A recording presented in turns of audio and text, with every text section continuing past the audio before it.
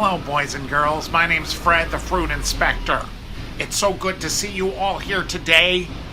I'm glad that you are taking this course on learning how to be a good fruit inspector.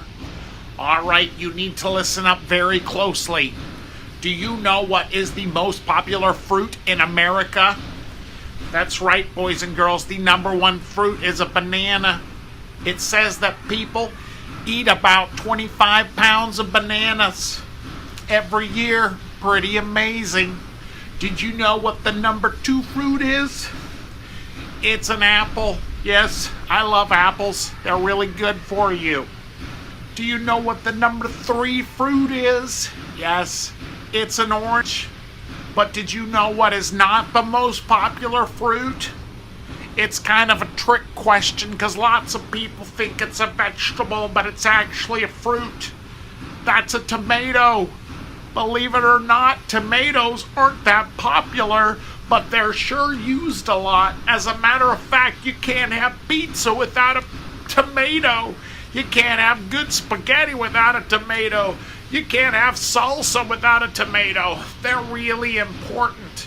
Well, boys and girls, and believe we're talking about fruit of the Spirit.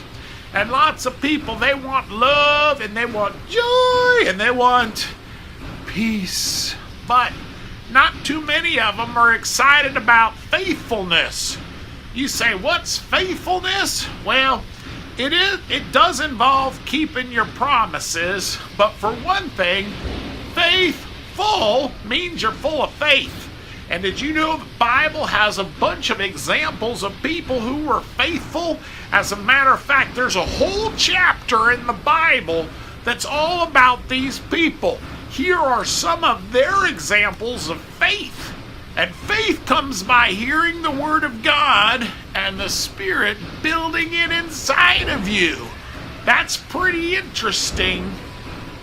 Did you know in Hebrews chapter 12, Abel offered his best? Do you give God your best, boys and girls, or do you give him the least? I don't know, but hopefully it's your best. Did you know that Enoch, he's a guy who pleased God, which is pretty amazing. And as a matter of fact, he pleased God so much that God took him to heaven and he never died. Pretty amazing. Then there was Noah. He built a boat and saved his family. Abraham, he went in a direction he didn't even know where God was taking him. And he blessed who God wanted him to bless, and his sons and his grandsons. Pretty amazing. The list goes on and on and on. As a matter of fact, we're going to talk about another man who was extremely faithful. So I want you to sit up straight. I want you to take your nose, point it right at my little pad here, and freeze. But this PSA, don't forget to wash your hands before you eat your dinner. Very important. All right, here we go.